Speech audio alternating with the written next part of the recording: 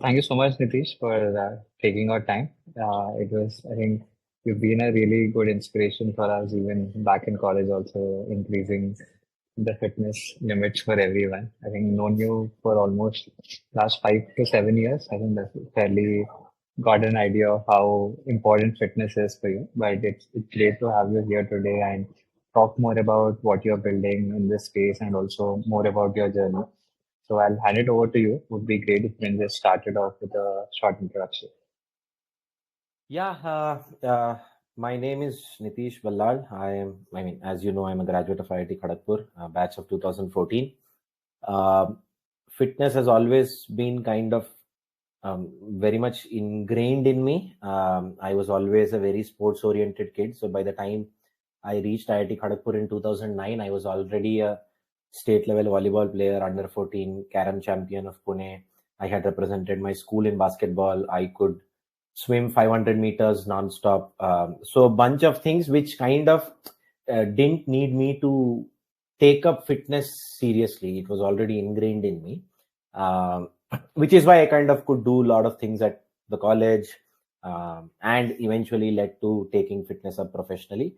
Uh, I think 10 years down the line now, running back to basics as a full-time opportunity and trying to help people live healthier for longer using a combination of movement and lifestyle management. Yeah, that's about it regarding me. That's great to hear. Thank you so much. Would love to understand a little more about your journey from like being an IT engineer and you got into bodybuilding is what I understand to start with. Yeah. And then you also got into CrossFit and competed a lot. So wanted to understand what is the motivation for this transition?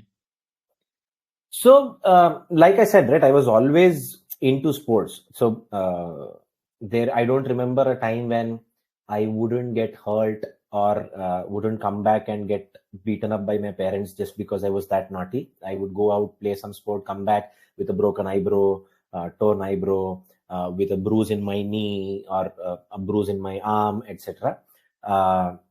So by the time I was trying to prepare for IIT, I had fairly been pretty active, even though I was not one of those kids who would not play just because your board exams were ongoing. I mean, I would still go down, play with everybody, and everybody in our society or apartment complex would be worried as to, are your exams already over? I'm like, no, but then how come you're playing? And I can't sit idle for that long. I mean, I can't sit in front of the books for that long. So that was the kind of persona I had. So eventually, when I think it was very close to my 12th standard board examinations, when I was almost getting into swimming, and that was kind of becoming a routine for the past 3-4 years at that point of time. I think this was in 2008 when I was regularly swimming. And the owner of the swimming pool actually also owned a gym, and he kind of reached out. He knew us from a very long time, since we were in our 8th grade or so. He suggested that you should actually start taking up exercise more seriously, because you genetically have a decent build, and exercising is just going to enhance it even more. And I mean, you have the potential that if you start exercising, 10 people will look at you and ask that, okay, what do you do for your exercise? And at such a young age, when you're not even 18, the only motivation to kind of start doing something is people will start recognizing you. At that point of time, everybody wants to be known, everybody wants to be recognized. And I said that, okay, this is something that is not that big of a challenge for me. I mean, I do play sports. I knew that I could do push-ups, I could do squats and everything. He said, recommended just start off with these and that should be fine. Did that for about 2-3 months, and that really helped, and landed in IIT Kharagpur. One of our seniors, G6 Sports at Nehru Hall, kind of called me, said that you seem to have a decent physique, would you be interested in trying out weightlifting? And I didn't know anything about Olympic weightlifting back then. For me, weightlifting was just go lift weights and come back. Got introduced to that and started liking it. While I was always inclined towards bodybuilding, I would still do it at college, because I don't know how to put this in words, but it was that 1 hour that I would always try to squeeze in if I got time. Being in the college, it was always very hard to make out time, because you would be practicing some sport. I was also part of the dance club, so I would have those events. If not that, something in the hall would be going on. And amidst all this, finding time to go and work out was very challenging because this was in itself very draining.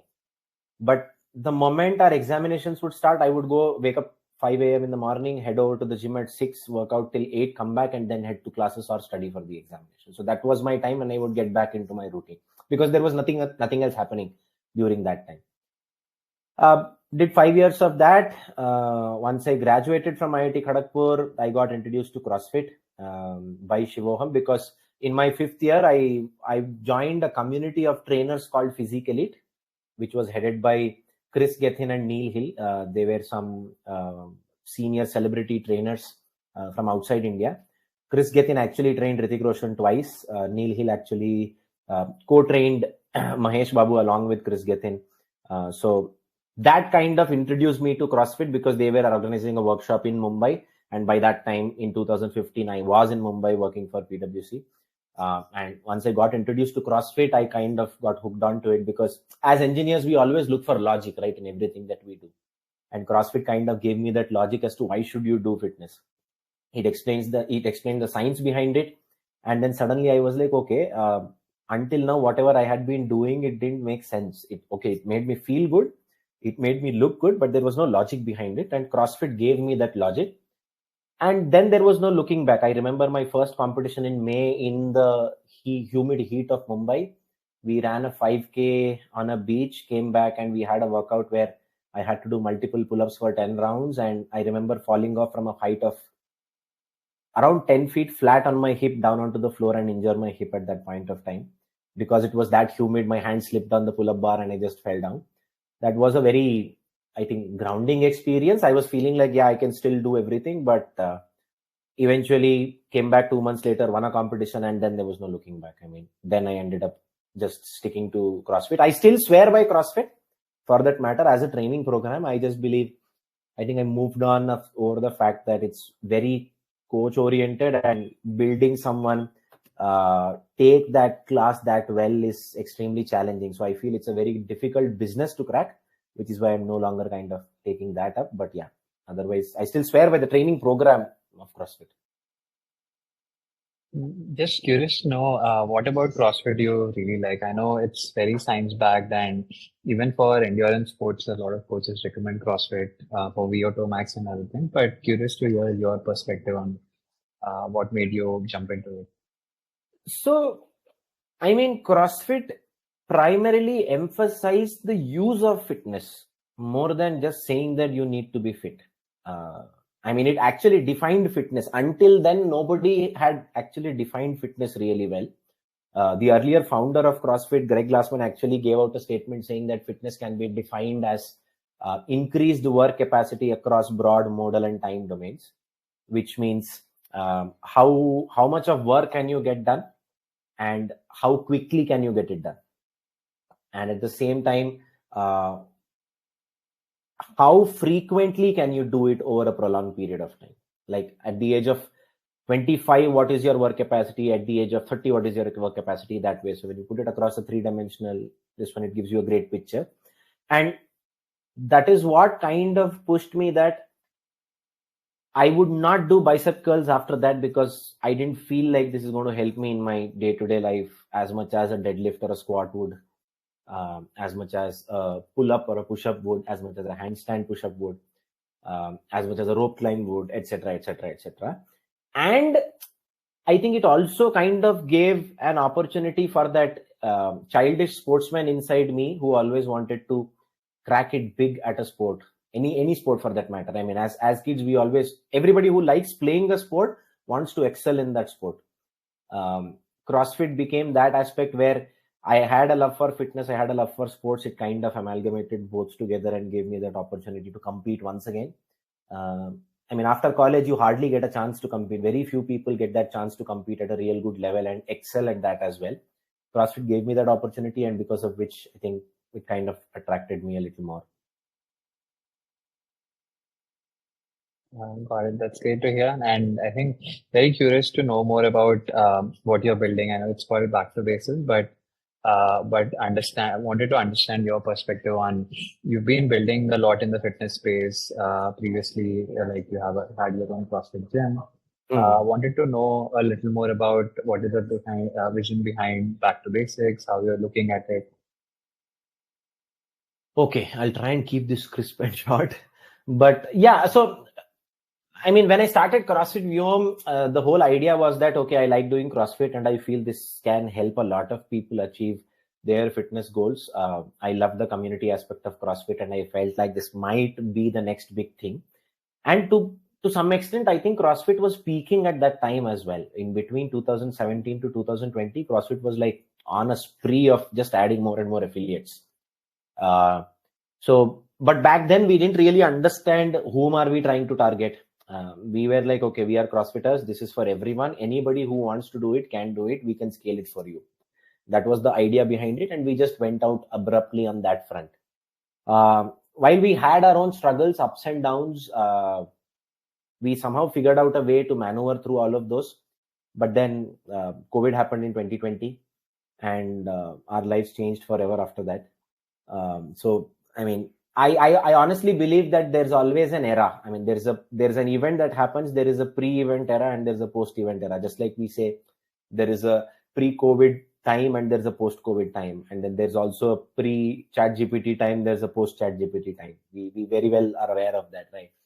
So I saw a distinct shift in people looking towards wellness more in the post-COVID era as opposed to fitness alone in the pre-COVID era. Where in the pre-COVID era, fitness would mean that do you have a gym membership, then you're working on your fitness. In the post-COVID era, fitness, I mean, having a gym membership alone wasn't sufficient primarily. I mean, what more are you doing to keep yourself healthy? And that population is slowly and steadily increasing even more because we had 6 months of free time during COVID. There were a lot of content creators posting out content and that just kind of spread awareness and people started understanding this. And that is exactly when I just crossed 30. I couldn't train like an athlete anymore because I didn't have access to barbells. I didn't have access to a training facility. And I started realizing that I was having a lot of pain in my joints, all my knees, my ankles. And I started wondering, having been doing this for over 10 years, as soon as I hit 30, why is this happening to me? Then I started understanding that, okay, I'm not training as much as I was before. But then I realized I can't train as much as I was earlier. I mean, I couldn't track each and every calorie that I was eating. I couldn't measure each and every macro that I was eating. While I wanted to, but the time didn't permit me, my lifestyle choices didn't permit me, my career didn't permit me at that point of time. So I said, okay, let me just find out some bare minimum things that I have to do that can keep me safe and healthy. Okay, I don't want to compete like an athlete. Probably I don't want to compete in the open and be the fittest in, say, whatever region I am. But can I be healthy enough that I don't have to worry about my knee, ankle? I don't have to worry about what I'm eating. I don't have to worry about the fact that I might have some disease or something. I want to be healthy. And that is what taught me that if you do certain basic things consistently, you will get the best possible results and you'll be happy with that. And that's something I practiced over and over again for a lot of time, and polishing it over time led to the birth of Back to Basics. This was what, I think June last year is when we officially started Back to Basics.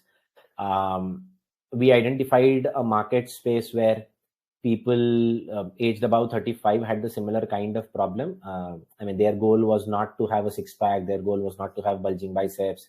Their goal was not to have rock hard pecs. If you go and ask them, their primary goal was, okay, every 6 months when I get a health checkup done, I just need to see no parameter in bold. If everything is showing up in normal font, I am happy. That is the only thing I want as of now, because you've reached into a second phase of your career. You've got aging parents, you've got other burdens, other responsibilities on your shoulders that you can't give more time to that. And that is what basically led to the birth of Back to Basics. And here we are trying to make fitness simple and fun for people. At the same time, trying to teach them that stick to the basics, and by the time you feel you've mastered them, it's time to start all over again, this time paying more attention to detail. And to just quote this, actually this quote was given by Greg Glassman, who was the founder of CrossFit. So yeah, that's what we are building at Back to Basics. Thank you so much for sharing this. I think really inspiring and wishing you the best for back to basics. Thank you. You spoke a lot about how strength training helped you in clearing a lot of the pain you had Mhm. experienced after 30. And I want to understand a little more about how can we extrapolate this? Like how do you think strength training and even maintaining a healthy lifestyle, do you think it even has the potential to reverse some chronic conditions or help you age better or any of the long-term impact it has on the body? So there is enough literature and scientific research that says that strength training and lifestyle management can help you reverse chronic conditions. I mean, specifically lifestyle diseases. I mean, WHO released this data that close to 50% of the deaths happening globally on an annual basis are from non-communicable diseases, of which 70% are basically lifestyle diseases. Yeah, type 2 diabetes, PCOS, etc., etc. So, and these are primarily a result of poor lifestyle choices and a condition called sarcopenia, which is basically where you lose up to 10% muscle mass and bone density every decade after the age of 30. And while I didn't know this when I turned 30, I started researching and I realized that yeah, this is exactly what happens to people.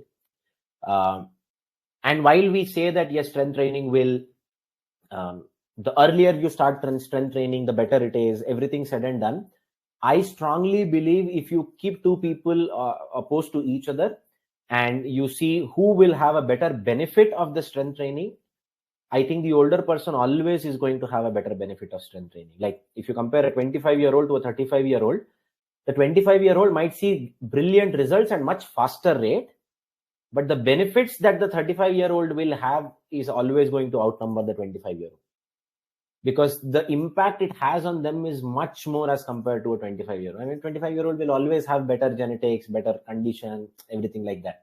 So the more and more we age, it's like your health retirement fund. Muscle mass is like your health retirement fund. The more muscle mass you have in your body as you age, you're going to be that much more happier, that much more vitality as you age. So I mean, conditions like osteoporosis, uh, uh, injuries that you have whenever you fall, all these things can be managed if you have that much amount of muscle mass in your body. And it has a direct impact from that point of view. While strength training has different forms, I mean, you could do Olympic weightlifting, you could do bodybuilding, you could do sports specific training, a bunch of things. Muscle mass, I think, is something that is non-negotiable. I think it should be kind of like how we look at our blood pressure and we say that okay, 120/80 is something that should be mandatory. If it is beyond this, then you should kind of be very serious about it. It's something that is an alarming situation for you. I think your muscle mass, which is also kind of indicated from your body fat percentage, keeping it in the healthy range is something that should be kind of made a mandate for people. That the moment we start talking about it in that fashion, that okay, you need to be between 14 to 18% for male and 18 to 25% for female if you want to be healthy, right? So that's something I feel is very, very essential, both for reversing chronic conditions as well as slowing down aging. Again, there are enough literature that says that managing your lifestyle and strength training helps. From a lifestyle management perspective, so again, the data says that if you take 10 years back, number of people aged above 45 having lifestyle diseases, and today the number of people aged above 35 having lifestyle diseases is comparable. So as and when we go ahead, we are seeing the lifestyle diseases cropping up into your lives at a much earlier stage. There are girls as early as 18 who are having PCOS these days. We've also heard cases of girls aged 13 also who have been diagnosed with PCOS, but that might be a very exceptional case. But the whole point is that the entire graph is shifting more and more towards the younger population. And that just tells one thing, given the day and age where we are, when we have quick commerce, we have OTT platforms, we have Netflix claiming that sleep is their biggest competitor, things like that. I mean, you are bound to make poor lifestyle choices. It's that much more easier. And to make a healthy lifestyle choice is that much more hard today. So, and that is going to eventually end up having lifestyle diseases in your pocket. So getting these things done right is going to help you a lot in the longer run. Yeah, it's very well put, and I like the analogy you made about muscle mass to your retirement fund. I think Yeah. that should be a wake-up call for a lot of people to get started and get started at least doing something. I know you've been an athlete for a long time. You were also named as the fittest person in Pune for a couple of times. You were also a Reebok athlete. Wanted to know how did all of this experience help you in approaching your scope, like your like approach to fitness, and also has this influenced you in building back to basics of something? So so when you kind of achieve something in any domain for that matter, it kind of adds credibility to you. So when I come and say that I am 4 times fittest in Pune, I am 15th fittest in India in 2020, I've been a Reebok athlete, it just adds credibility to you. And when you go and talk about anything that you are doing in the same space, people will trust you much more easily. Apart from that, I don't think, I mean, of course, it has its own benefits that because I've been 4 times fittest in Pune, I know how to program workouts in a fashion that it can be super effective. Uh, it's, I mean, I don't know if it's a blessing in disguise or it's something that is bad also, because then you kind of come to know that, okay, I don't want to do this workout because it sucks. And you also know that, okay, it looks very, very much interesting. I want to do this one. So that is something, of course, it has kind of helped me kind of build the algorithm for the Back to Basics program, how each and every aspect of Back to Basics program from a strength training perspective is put. Why do we do these many number of reps? Why do we do these kind of movements? Why do we do these many number of sets? What does the interval training look like? All those things. But apart from that, I mean, unfortunately, I feel in this space, a lot of people go by the visuals to trust someone, or say they'll go ahead and just ask. I mean, few years back, your certifications mattered a lot. I think nowadays people have moved on from that. I don't think they are kind of looking for certifications as much as they try and look for trust, because I mean, I recently saw someone talking on Instagram that you don't need to be a certified trainer to be an online fitness coach. You can build it. You can start your online fitness coaching business in just 3 hours, taking my plug and play method and starting it and everything. It doesn't work that way. I mean, you need that knowledge, you need that experience. It's sad that it's equated directly to your certifications and everything, but just like how we kind of go ahead and say that, okay, I'm a graduate of IIT Kharagpur and that has a different pedigree, I think that is the extent to which 4 times fittest in Pune Reebok athlete has kind of helped me. From building Back to Basics perspective, the knowledge has, of course, helped me. Whatever knowledge I garnered throughout that journey of becoming 4 times fittest in Pune, that has helped me build Back to Basics definitely. But prima facie, if you look at it directly, I think apart from reach and that trust factor, which comes a lot more naturally when you mention these things, I don't think apart from that, it has been something that much more useful. Got it. But I think those achievements in itself, I'm sure they mean a lot. You're being very modest about it, but can totally understand. Now, I think this is the most interesting thing I wanted to understand is everyone has like his or her own ups and downs. Some days you're not very much motivated to go do a workout. So I know I understood all the positive benefits of you working out for the last decade and the impact it had. But what are some of the biggest challenges you faced in your fitness career, and how did you overcome that? So, okay, fitness career wise. So, what I've noticed is very few people have an idea of selling fitness when they start doing it. I would say less than 1% of the fitness professionals have an idea of how to sell fitness.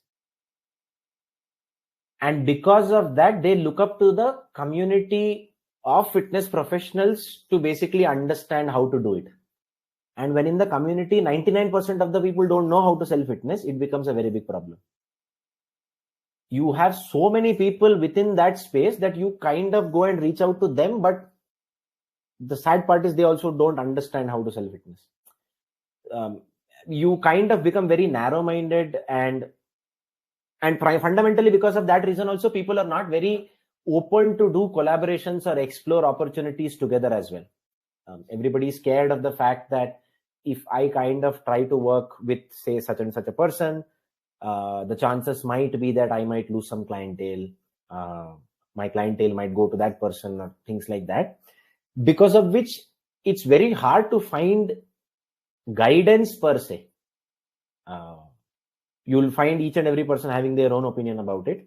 I think it took me a while to understand that you might have to seek help if you really want to make it big in the fitness space.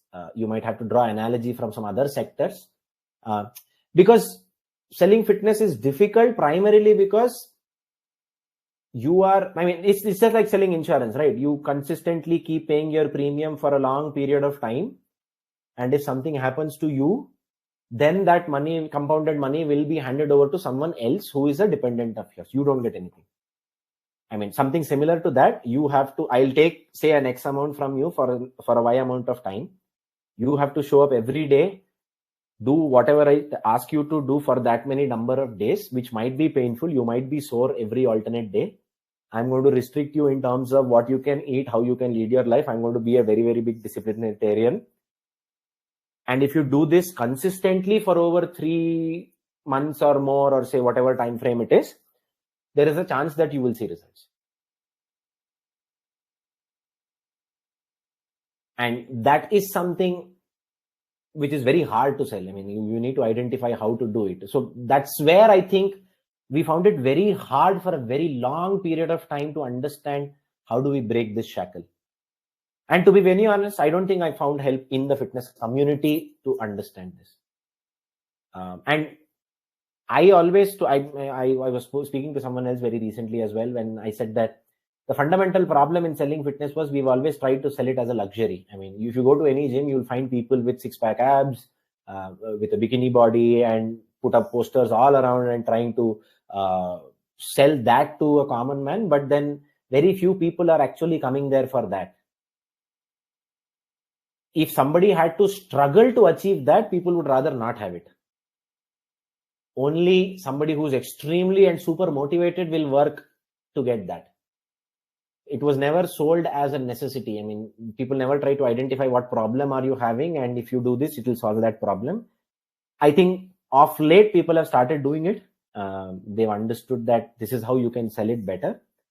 And it's slowly picking up, but that was the fundamental problem. And I think I also took a good enough time to understand this. I'm close to 15 years into this profession, but I think I'm still getting started on understanding how to sell fitness. Sounds very tough problem. Selling anything in itself is a tough problem to solve. Yeah. But I'm very surprised to know that you didn't find good help in the industry. So how did you pick it up? What are some of the sources you would advise any fitness coach on what they can do to start being able to sell better? I think as fitness coaches, we often try to get over ambitious.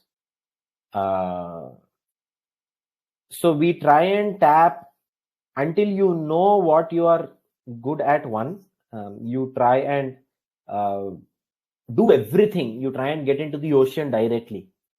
What I've seen some successful fitness entrepreneurs do is they'll start off by doing by basically upskilling themselves, working under someone else, getting that knowledge, and then they'll slowly start doing one-on-one PTs with a lot of people, because that is where they can give undivided attention and build that clientele.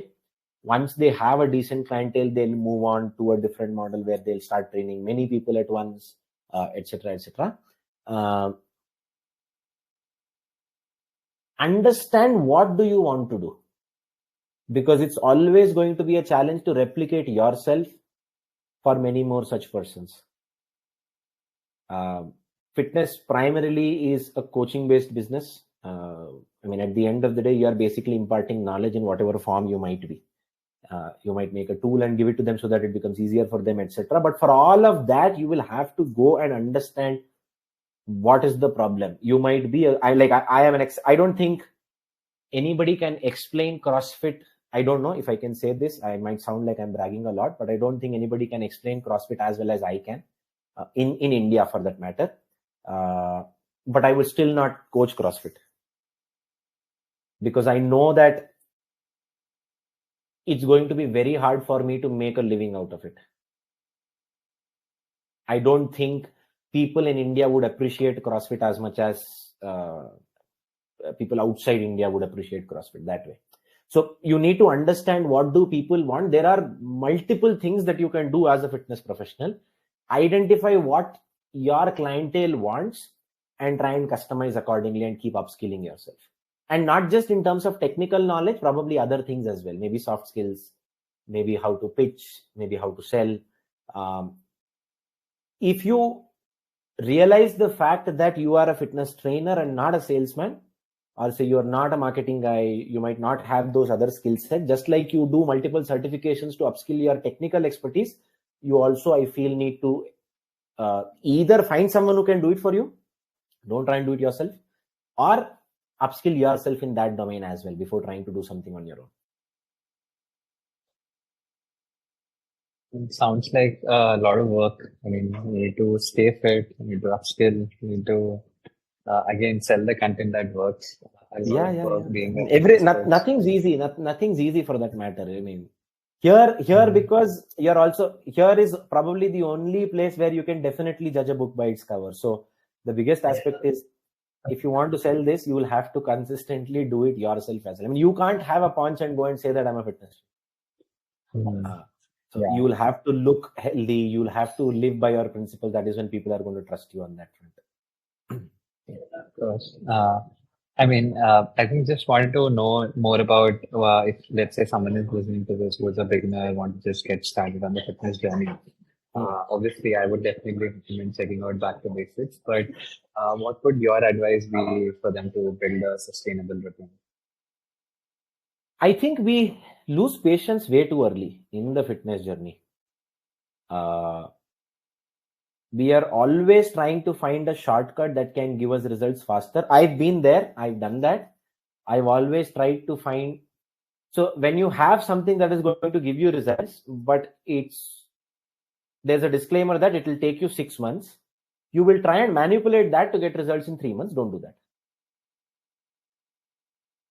If someone is telling you that you do this, it is going to give you results in this much time, do it in that much time and you'll get the result. I mean, say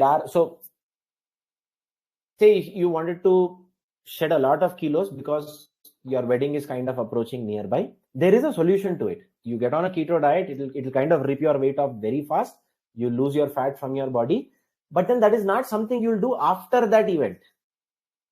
So you need to understand really well as to why are you doing this. If you're doing it for a specific occasion, that is also okay, but you can't do it after that occasion is over saying that this is what gave me results. So understand that very well. If you want sustenance, I would say don't focus on anything else. The only magic pill or the magic program is consistency. One day will not make a difference, be it good or bad. Working out for one day is not going to do any good, and eating a pizza or a processed food meal or a burger is not going to harm you if you did just for one day.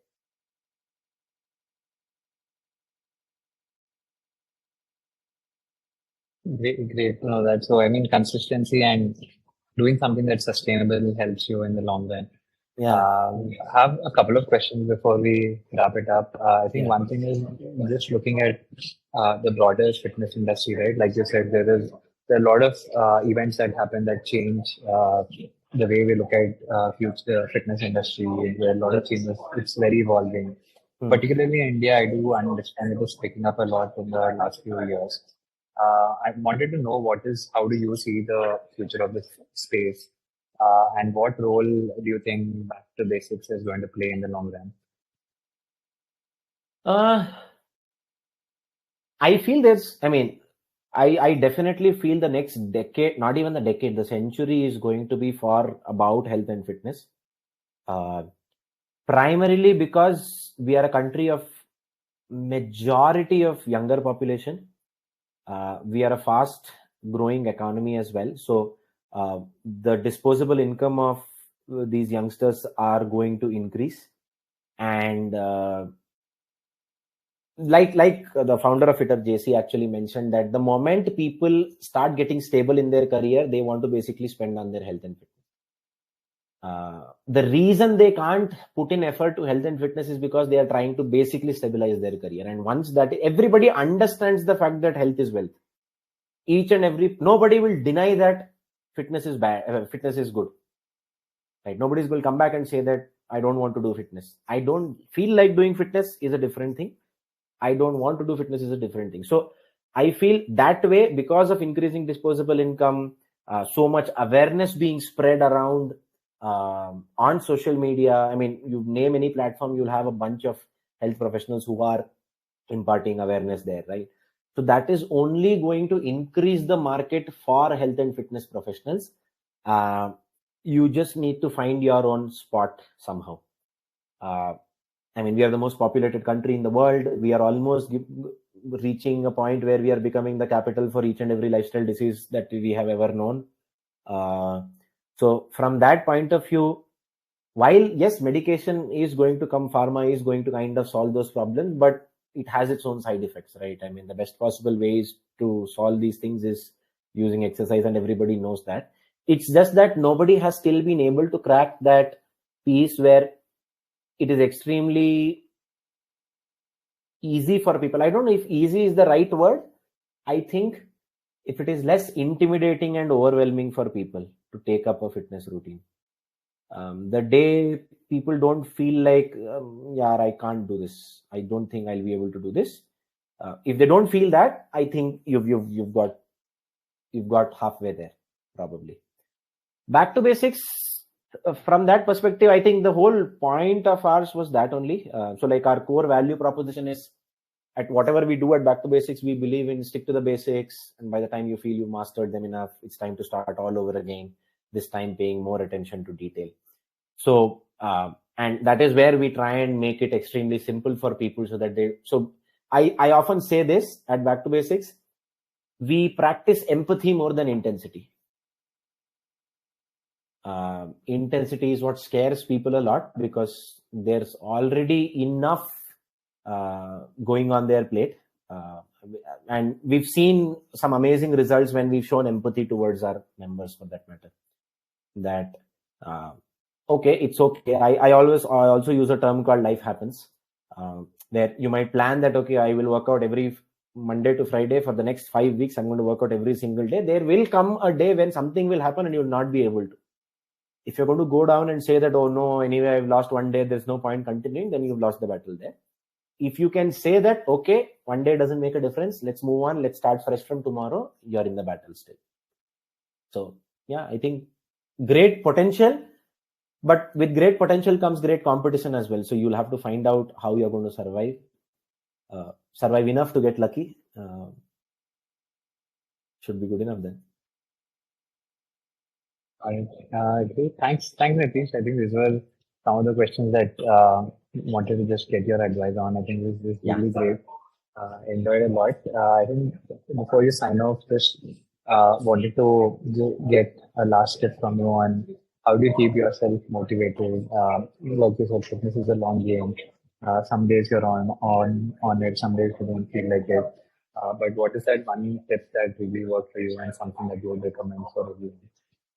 To be very honest, I am probably the last person you should ask this question to. I always say this: I am never the right person to motivate or inspire people. I don't do anything for that purpose. So I fairly achieved everything rather easily in terms of fitness goals, for that matter. So I remember when I was doing my ShivFit certification, Shivoham comes and asks me, how many of you can do a handstand push-up? I never tried once. I just raised my arm, hopped onto against a wall, and then did 3 handstand push-ups. But then I've seen people struggle to get a handstand push-up. I've seen people struggle to get a muscle up that way. So things have naturally come to me, for that matter, maybe because I've been very active right from my childhood. But I think today the reason I work out is to keep my sanity alive and the sanity of people around me alive. If I don't work out for even 2 days, I don't think it's good for the environment I'm in. Not more than me, I don't think it's good for the environment I'm around.